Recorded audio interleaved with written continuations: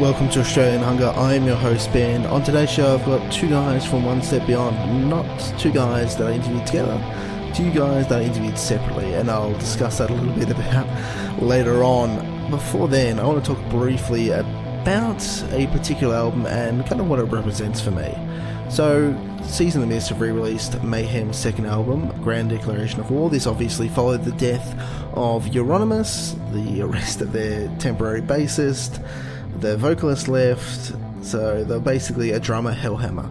Now, Hellhammer brought on some new personnel. He brought back Necro Butcher, their previous bassist, prior to Count Grishnak, infamous Varga Vikernes. And they made a very, very different album in this second album. And my basic question is, should they have done it? And I'm not saying should they have made the album. Obviously, they should have made it. It was a really cool album. But should they have released it under the name Mayhem, given how different it was? It's difficult because you've got two different sets of interests. The interests of musicians and their ability to do whatever they want with their music, and the interests of fans who are the consumers of that music. It sort of depends on what you think really music should be. Is it a delivery system of content to those fans, or is it a form of expression for musicians? Now, I think a lot of the time it basically matches up. You know, the fans are happy, the musicians are happy, but a lot of the time you have significant issues because bands often want to do different stuff. They want to expand their palette, they want to broaden their musical horizons, but they're not always in a position where they feel they can do that. And that's kind of problematic. Musicians should ultimately be able to do whatever they want, because I think when they're, and there are of course exceptions to this, when they're doing whatever they want, they'll produce some of the most interesting and best stuff.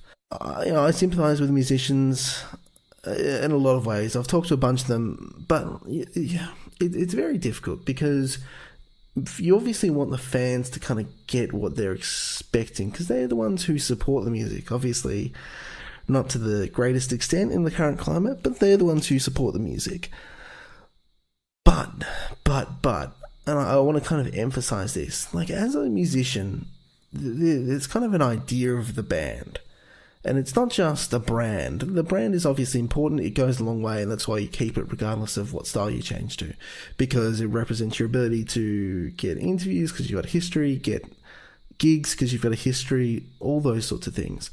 But it's an idea to you. It's something that you've nurtured. And even if it changes, it may still be very much of the same ilk in your mind. And that's so important to keep going. Like, it's sort of arbitrary in a lot of ways that this name, which could easily be replaced by another name, but it means stuff because we're sentimental. You know, if nothing else, people are sentimental. And I think people should always remember that the musicians, most of the time, are trying very hard to make good music and music which resonates with them most of all.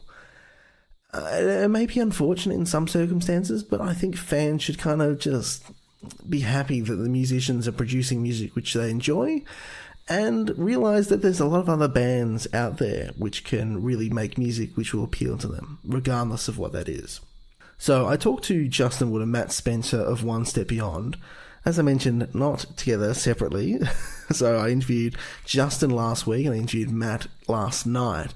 And the reason that was pretty simple, Matt is this primary songwriter, and I kind of want him to fill in a little bit of the gap in terms of what the kind of perspective the band is, why it approaches music it does, why it writes music it does. And I thought that was really valuable to hear from him about this project. I was thinking about trying to integrate their responses into kind of one super Franken interview. I could just not get it to work, and it never really made sense in my mind.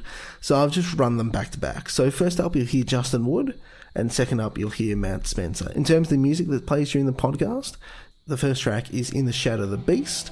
The next one is Enlightenment, and the last one you hear is The Sentinel. This is Justin Wood of One Step Beyond.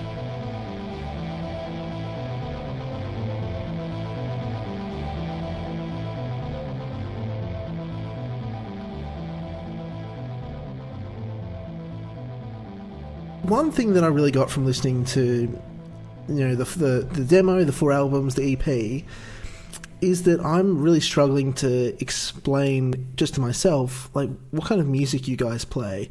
Do you have any kind of, description of, and I'm not talking about like a genre, but like a more sort of broad description of the kind of music that you guys make? Well, I kind of coined the term experimental just to sort of cover it, but yeah, basically we love metal, but there's a lot of other influences too. Matt, who writes all of the music for One Step Beyond, has the broadest range of musical tastes that I've ever witnessed in a human being. So he's just trying to incorporate as many of those into the albums as possible. Yeah, especially amongst the first 3. It's really incredible. Like, I don't think I've... Maybe there might be 1 or 2 others, but especially with such an extreme metal band, I don't think I've ever heard such sort of broad set of influences. It's actually really incredible. Oh, that's good. Good to hear. But this album, when did you guys start working on it? A couple of years ago, pretty soon after the release of the previous album, The Music of Chance, Matt came up with the idea of writing an album based on fleshing out the stories that were attached to the games that we used to play on, the old systems like the Commodore 64 and the Amiga. Because the gameplay wasn't brilliant, he read the stories and found that there was often a lot more detail to the stories than to the actual game itself. So decided to write a theme album based around those stories and sort of bringing those to life in song form. That's really cool. So, like, what kind of games are we talking about? And because I'm so... I'm young and I probably don't know which games you're referring to. Like, what's the gameplay? What's the story like for the games you're talking about? It's games like Shadow Warriors, Impossible Mission, The Sentinel, Another World. There's just games that younger people wouldn't have ever heard of, but us being in our 40s, we grew up on those. Shadow of the Beast. Yeah, just those games that came out on the 64, Commodore 64 and the Amiga, and even the really early consoles. Now, what was it that sort of appealed to you about kind of making those into some sort of music? Were you trying to borrow from the music within the game itself, or kind of reimagine an entirely different kind of, soundtrack or accompaniment, or just a different thing? You should say that. There is even a riff or two in the songs that even reminds me of the tunes in those old tracks, but it wasn't really looking to borrow from it, but rather than just to sort of breathe new life into it. And even if you're a generation like yourself who never actually played the games, just to sort of wonder, what's this album about? Where's it coming from? And maybe look into it a bit more, which is also part of why the cover and the formatting is the way it is. Like the song listing on the back is basically done like an old BASIC program. How you'd list out the old program and then have the flashing cursor at the bottom. It's done like that, and it's sort of just to basically so people will ask why is it done like that, and hopefully look into it a little bit. Now, how long has it been since you played some of these games? I do get the old systems out occasionally and have a bash. It's probably been a few years now, but certainly a few times since the teenage years, we've pulled out the old systems, the old Commodore 64 and the Amiga, and fired them up. I mean, the games obviously have lost a little bit of sheen over the years, but it's still fun to revisit them. That's really interesting. So the consoles still work? Yeah. I've got a few. We've got a few. The old Commodore 64 with the data cassette and the cartridge, and the old big floppy disks. They all still work. That's incredible. That's really incredible. So in terms of like actually writing music, I understand that like Matt's the primary songwriter. Like, how did he and what is your sort of involvement in that? How did the music sort of come about? Well, One Step Beyond has always been Matt's baby as far as writing the songs goes. That's his creative outlet. We actually joined each other's bands back in 1997, 98. And I had another band going called Hatred Slave, who needed a guitarist, and Matt and now deceased guitarist Jeremy were originally playing in a band called Sexual Intercorps, and Matt decided that he wanted to go and do his own thing, and Jeremy went along with him. So they had the guitar, the bass, and the programmed drums, but they had no one on vocals. So since we both had a vacancy in our bands, we joined each other's bands, and so I was aware from the start that Matt was going to be the primary creator, and I wouldn't really have much input in that department, but I was okay with that because I've done a few other bands where I have had creative input, so it still works out well for me. And Matt asks things of me that I hadn't done originally, so he's expanded on my vocal range and my capacity as well, so pushing me to try new things, so it's all good. Vocally, how have you sort of expanded things for this one? I never used to do a roaring type of vocal. I always used to do the growls, the deep growls and the high screams when I first started, and then Matt sort of encouraged me to do some sort of mid-range, sort of medium growls, and then down the track some roars and some higher pitched screams than I could do. So it's expanded my repertoire, in several ways, but the main one being the roaring style, like, what Glenn Benton does with Deicide, rather than a growling death metal style. I had to work on that one and develop that one a bit to be able to do it properly.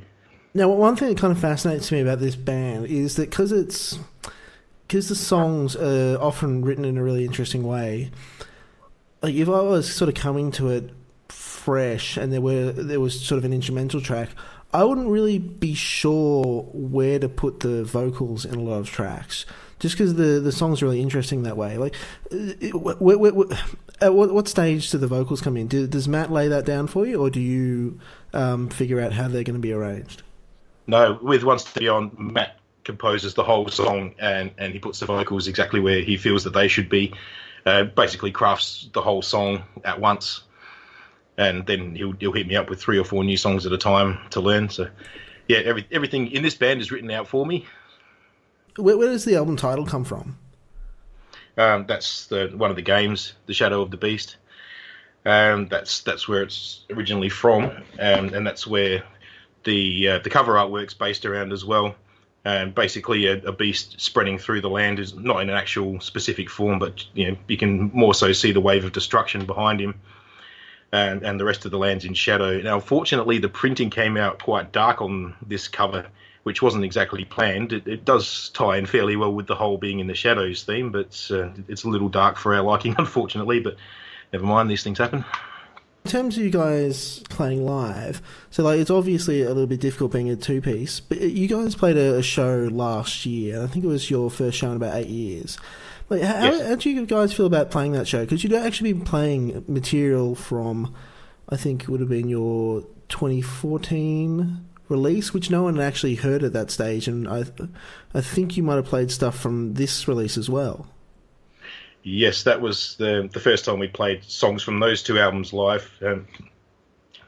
Basically, after Jeremy was killed in 2007, we didn't really actively look for a solid lineup. We did have we had Paul Hodgson, who's another member of a few other local bands, play with us on guitar. We played with Niall and Hate Eternal with him on guitar, and another lad, Ben Zotti, on drums. But that was only a temporary thing. Ben only played the one show with us, and Paul played a few shows. But the focus was really more on putting out studio albums. But on the Adelaide Resurrection show, we'd sort of been thinking about doing that for a while, and it was my girlfriend's 40th birthday, and she had another band that she was friends with who'd played on her 30th birthday, and so had One Step Beyond. And we sort of thought it'd be cool to get both the bands back on stage again. The other band, Shurikai, hadn't played for 10 years, and we hadn't played for 8 years. And the 2 guitarists that played the One Step Beyond set with us were from another band that I'm in called Brutaliate. But one of the guitarists also had another band called Blood Mason that hadn't played in 7 years, so we thought we'll get all three bands back on the stage, first time in many years. And yeah, it was a blast. Saw a lot of old friends, and everyone had a great time. So yeah, it was a bit different. Matt and I, we found it a bit odd to be back on the stage, but got back in the swing of things pretty quickly. And we had a really good local drummer called Liam Weedle, who he plays in quite a few Adelaide bands. But yeah, we had a pretty good, solid support team there, so it felt really good. I had a great show, and yeah, everybody enjoyed it. So we'd love to be able to do a bit more of it, but it's just a matter of having the people who can commit and who are of the same mindset. And that's why sometimes people don't stay in the band for very long, because I don't know, that they don't really see things the same way as us as far as playing the music goes. So yeah, we've had a couple of people try out, but it hasn't really worked out. So we're content to keep doing the albums for the time being. But I mean, me personally, I love to play live, so if there's an opportunity, I'm going to grab it. Now, you're involved, I think, in a couple other bands. Talk a little bit about those. That's a long story, but I'll start from the beginning. I originally started with a sort of not very serious black metal band called Sargothus, who only ever played one show and just did a couple of demos, and it wasn't very serious. It was just a friend and myself basically messing around. So I felt like doing something a bit more serious, so I got together with another couple of lads and started up jamming with the band that would eventually become Hatred Slave, which was I consider to be my first serious proper band. And that's the band that Matt joined on guitar, and then I joined One Step Beyond on vocals. And pretty soon after, the two of us sort of felt like doing another sort of not very serious band, so we did just a two-piece with drum machine called Freak Fuckfest. And Freak Fuckfest attracted the interest of Don from Slaughter Thou, who asked me to join Slaughter Thou on bass and vocals. So that was another band that I had a pretty decent innings with. Did a few interstate shows and did some recordings. After Slaughter Thou, joined Mythica on bass and vocals as well, and was involved with Mythica for a few years. And unfortunately, that band sort of died off a little bit. So after that, I joined up with. I started doing a porn grind band, basically just songs that I'd written previously and hadn't really had a chance to play. So called that Bukaki, and had another couple of guys. Once again, the same guitarist from Brutaliate and One Step Beyond, Lachlan. He plays in Bukaki with me as well. And he started writing some riffs for Bukaki, but also some of the riffs he was writing weren't really suitable, but they were really good. So we started up another band playing more of the death metal style, and which is called Brutaliate, and that one's still going. And also got asked to join Seminole Embalmment on vocals. So that was just at the point where they just recorded their full-length debut album, and their vocalist left, so they asked me if I wanted to join.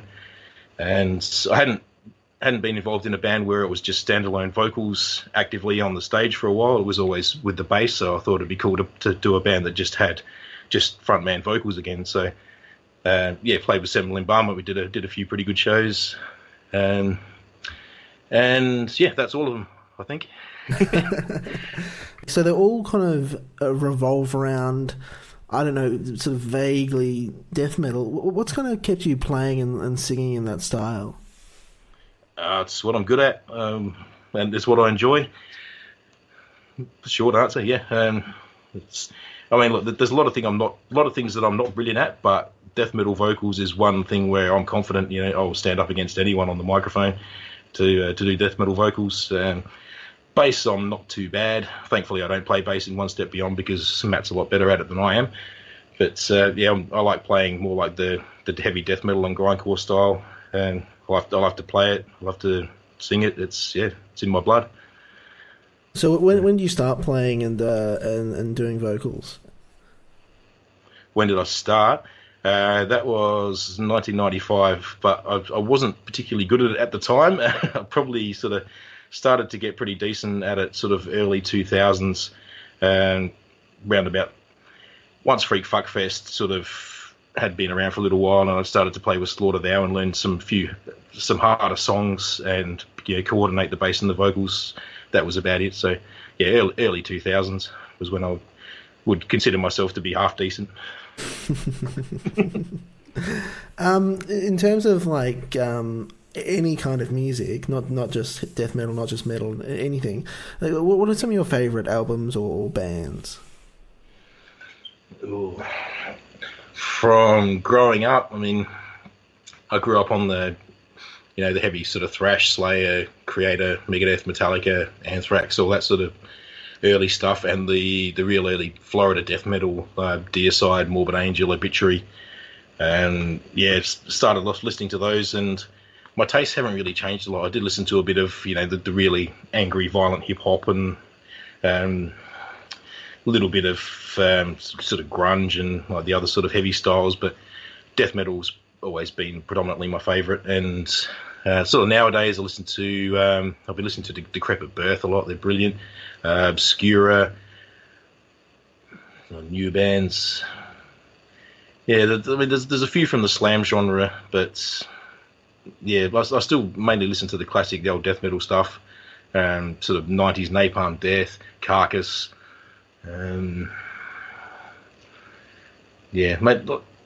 Pretty much Marduk in the black metal genre, like Behemoth. Yeah, but a little bit of black metal, a little bit of thrash, but predominantly the 90s death metal I still revisit it a lot. And last question, is there anything you've been watching, reading, listening to that you... Not really a huge amount of time for reading, unfortunately. Not so much anymore, but watching... I've been watching a lot of shows, like things like Cosmos about space that I find fascinating. Zeitgeist, I keep just going back and watching that just because it undoes a lot of the lies that we've grown up on. That's one that's definitely worth watching. Mainly movies. Big fan of violent movies, action movies. Pretty much it as far as my entertainment goes. Pretty much off the track, cooking shows and border security. It's another thing I watch a lot of, just to see what people try to smuggle in.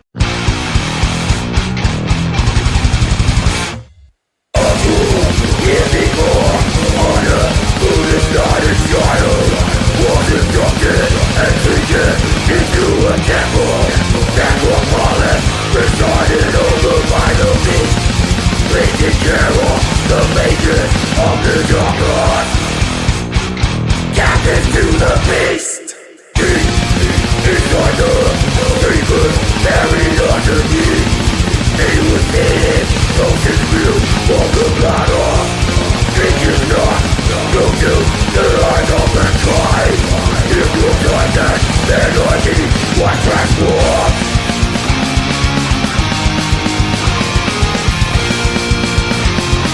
Raging in the shadow of the beast.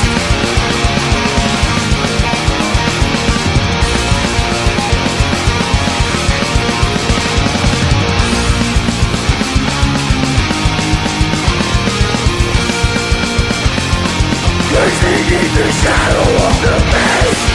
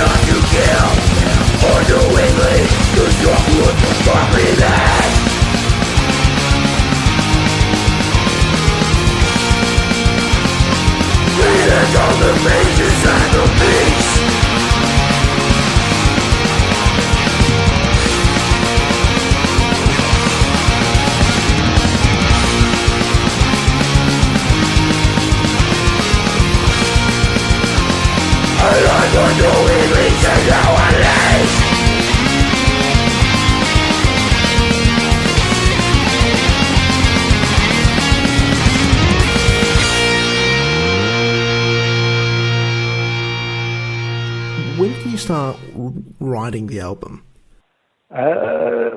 This one was quite some time ago. It's quite hard to remember. I think it was probably a 3 or 4 year process. The writing, just putting down ideas from just riffs and beats and bass lines, and that would have started shortly after the completion of the previous album. Actually, some of the songs may have been just started from excerpts from stuff that didn't make the previous album. So it's a time-consuming and long and patient process. Now, do you have like a way of doing things when you're trying to write new material? Yes and no. I mean, it's I just try to listen to what the songs tell me at the end of the day. I mean, if I find a riff that I like or a beat that I like, or listen to somebody's song and think I like the way that the vocals were structured in that, I'd like to build something around an idea like that, and just start committing it. And it's just a case of trying to listen to what the music's telling me to do, so much as more so than imposing myself on it. And when I think I'm in my best zone for writing, it is just a result of that, just listening and reacting. One thing that really fascinates me about your approach is that kind of each song is not just, hey, this is one step beyond, it has a one step beyond sound, it's structured like a one step beyond song. They kind of all have their own individual space to work in. What sort of caused you to go in that direction with how you sort of approach songwriting? I think I'm just a music lover in general. I love so many styles of music, and when I first started making music, I wanted to do a death metal band, a punk band, a reggae band, a jazz band, and a funk band, and a rock band, and everything. And it became apparent over time that that's probably not going to happen. I'm getting overly ambitious with that. So it just came to trying to sneak as many little elements of all the things I loved in as much music as I could into one project, but have the axis of that be death metal, because that's the first stuff that I really learnt how to write. Probably even more rudimentary grindcore would have been the first stuff that I was learning how to write. I think back we were listening to quite a lot of Blood Duster and what have you back then in the Fisting the Dead days in the early mid-90s and so on, and just it seemed achievable to have 3 or 4 really cool riffs in a song and have the song go for a minute and a half, and that's probably why death and grind became the axis of it. But also it was very much growing up as a youth and a teen, listening to bands and artists like Frank Zappa or Miles Davis or Living Colour, even Suicidal Tendencies, Fishbone, and bands like that, where every song had very much its own identity, and it wasn't always recognisable or obvious that it was the same band from song to song, and anything could happen through the course of an album. And I think that just even bands like The Clash and Bad Brains as well deserve a mention. I think that was a very appealing thing to me, much more so than putting out an album with 10 songs that were 10 variations on the one theme. And I'm not opposed to that. Some of my favourite ever albums do that, but I liked having a little bit more fun with tone and mood and atmosphere and what have you. One of the things that really interested me about this album was, and correct me if this is sort of my oversimplification of listening to it, but it sort of feels like it's a slightly more straightforward. Like the other ones would have very extreme, like genre bending approaches, some very, very short songs. Whereas this one, like, it had a really, really interesting approach, but like genre bended maybe slightly less. Is that at all accurate? Am I characterizing that right? No, I think I agree with you completely. I think this one is probably much more metal, and I think for me it genre bends, but within metal. I ideally touched upon almost every corner of metal and extreme metal and what have you that I possibly could with this one. And even there's moments where there's things taken from, say, ska music or a classic ska groove or maybe a funk rhythm or what have you. But it was probably a conscious effort in this album to keep the tone that it was delivered in much more metal, whereas previously we'd shift to a ska section and have it tonally approach ska more than it approached metal conventionally in the tone, whereas this album is very much, more commonly tonally metal. So the music's very related to video games, the themes and ideas are very related to video games. What was it about the video games and the specific video games that you're sort of basing this on that kind of, I don't know, inspired you for this particular record? It might have just felt like the right thing at the right time. I'm not sure. I was looking for a common theme throughout the album, and I like themes through albums lyrically, and I think it might have just been a case of looking around the house or what have you, and just seeing something that resonated. And quite a few of those old games had a sci-fi or fantasy or sword and sorcery sort of theme that can easily be related to metal, or some of them were just silly, rudimentary beat-em-up games, and it was just the violence in them is easy to translate into extreme metal in particular, and it felt like a good challenge at the time as well, because some of these games aren't necessarily games that need to be remembered by anyone. They were probably average at best, but they just resonated with me as a teenager or what have you,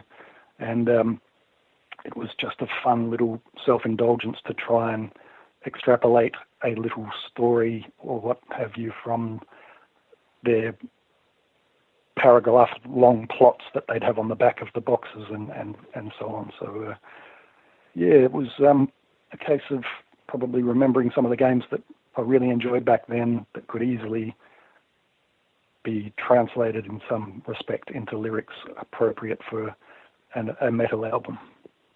In terms of the vocals on particularly some of your earlier records, like, I kind of don't understand how the vocals work. It seems to me that they shouldn't work, but they should. How have you gone about sort of approaching the vocals on songs that are just not necessarily well suited to that kind of vocal style?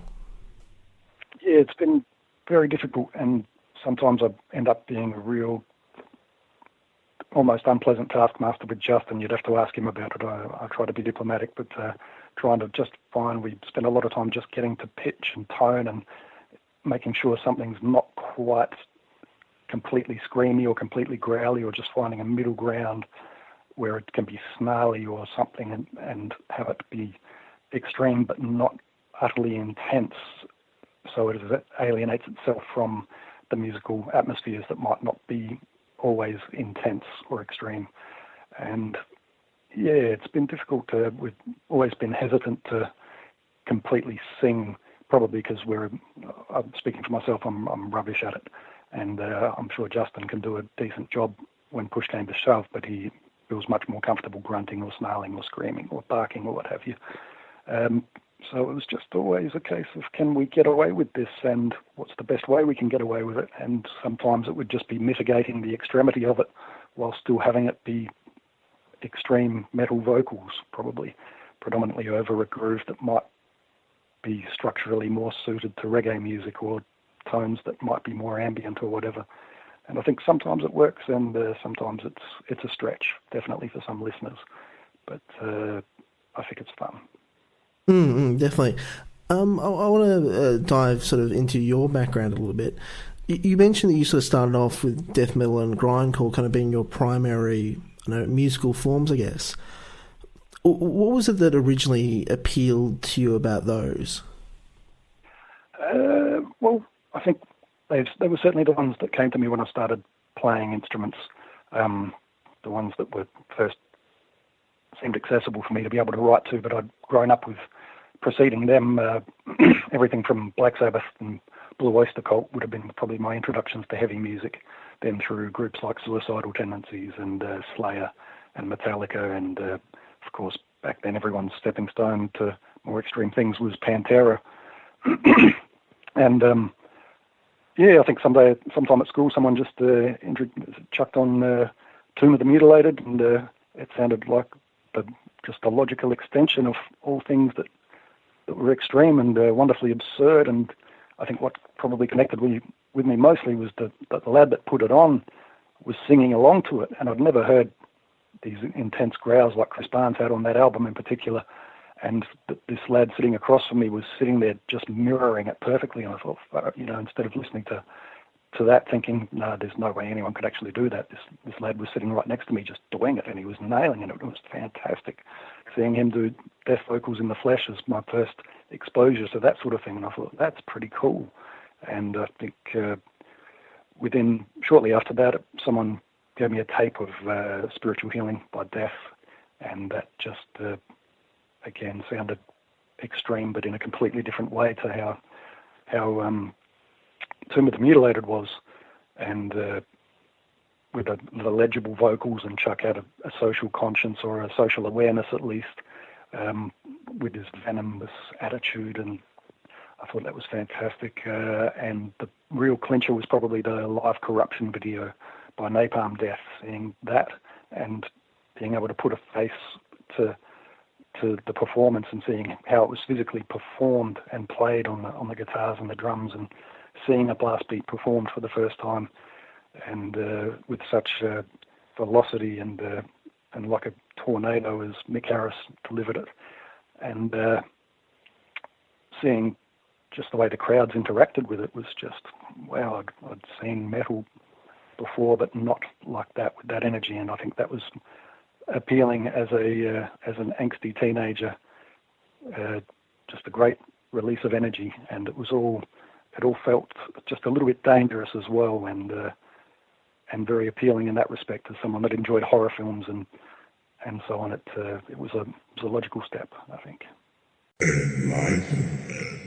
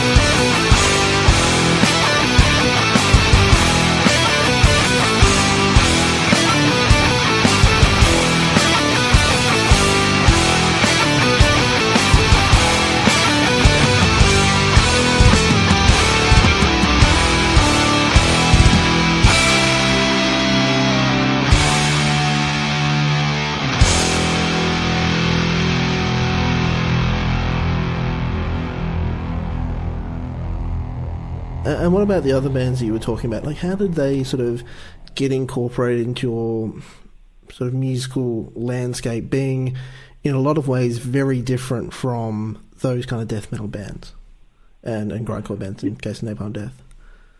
Sure. It was really just a probably constant exposure from youth, from my father to these. I mean, he would literally bring home a Miles Davis album, a De La Soul album, and a Slayer album, and I'd be having these exposed to me all the time, to a Madness album, and which is where we ended up stealing our name from, obviously. All these different wonderful styles of music, and some of it I couldn't get into at all. Some of it just worked for me, and it was just through the relentless exposure to it, I think, that it all came together, and just became a case of that all of them had appealing things about them, and I just wanted to be a part of all of it, I think, and ran out of time to make all these bands happen and stuck them in one. Now, you're primarily a bassist. When did you pick that up, and why did you stick with it? I would have picked that up in my very late teens. I think a friend had a bass guitar, and I saw him play it, and I thought he was pretty sweet on it, and I thought I want to be that good at doing that, so it seemed quite achievable. I think my fingers were just too big for guitar, and bass felt more natural, and just went with it from there, and I think I probably got a bass for my 18th birthday or something similar like that. And one of the things that appealed to me most, I think, again, from having groups like Suicidal Tendencies and Infectious Grooves and what have you in my listening past at that point, where bass could be quite prominent, was that it felt underexplored as an instrument in modern music, and especially in extreme metal. And a lot of what made me persist with it was trying to find new ways to make bass be heard in extreme metal, rather than just have it be essentially a frequency instrument, which it was on so many death metal and what have you albums, where it just filled in the frequency range below the guitars, or above the kick drum and below the guitars. And you could, if you had an average CD player or tape player or what have you, you could literally listen to an album and not hear the bass at all, and that just seemed ridiculous. And so there was definitely that drive to make bass be present in terms of the frequencies it occupied and how it settled into arrangements in extreme metal. Now that goes perfectly into my next question, because one of the things you do, obviously, just based on that statement, and you hear it in the music, is you do some actually interesting stuff in bass. You I find myself, when I'm actually listening to your material, listening out for the bass, seeing not just what is the guitar doing, that sort of visceral enjoyment of the riffs, but also, hey, what is the bass doing? There's actually interesting stuff going on beneath the guitar. This might be kind of a too vague a question, but how do you make bass interesting when it's sort of can too often, especially as you said in metal, be not focused on in that kind of way? Yeah, it's difficult. I think, again, that's probably part of the eclectic nature of our music, is that sometimes the riffs can occupy the thin three strings on the guitar for an extended period, which opens up the frequency spectrum for the bass to be much more present. Sometimes it'll just be different techniques. I really love slapping and popping as far as techniques go, and I don't think they have to be exclusively funk techniques. They work wonderfully in extreme metal because they're aggressive and attacking, and I like sneaking that in there in different ways too. And some bands, I always loved the way Cryptopsy would maybe 2 or 3 times an album sneak in a slapping and popping line, and it just had that aggression and attack to it, and filled the gaps in different ways. But sometimes it's definitely about shifting the guitars to a higher register as much as anything. On a lot of occasions, sometimes it's slowing the guitar riffs down and slowing the drums down so the bass can be busy for a moment, because especially live, if kick drums are busy live, then bass just gets lost for the most part in most mixes, unless you're playing in a very high frequency range. And there's all manner of ideas like that. It can be literally writing a song bass first as well, and arranging things around that, has happened on several occasions. I know. So what are you listening to, reading, or watching at the moment? Is there anything that sort of is occupying your attention or is of interest to you? So many things, to be honest. in terms of reading, I can't remember the name of it off the top of my head. It's a book on the Miles Davis electronic period, pretty much 1967 through to 1974, which was originally a much maligned period for him because the jazz purists just hated what he did, and it's kind of quite inaccessible music, a lot of it, and hard to make sense of. A lot of albums like Bitches Brew and In a Silent Way and things like that happened in this period. And he was definitely reaching for some interesting things in that time. And it's a really fascinating book written by someone that loves that period and wants to talk about it. And I'm a big fan of what Miles was doing in that time.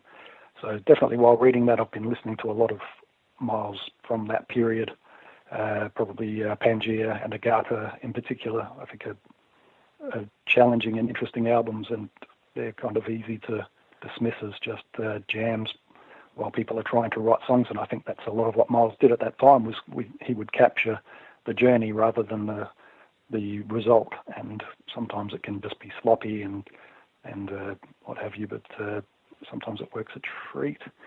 Other things have been, what have I been watching recently?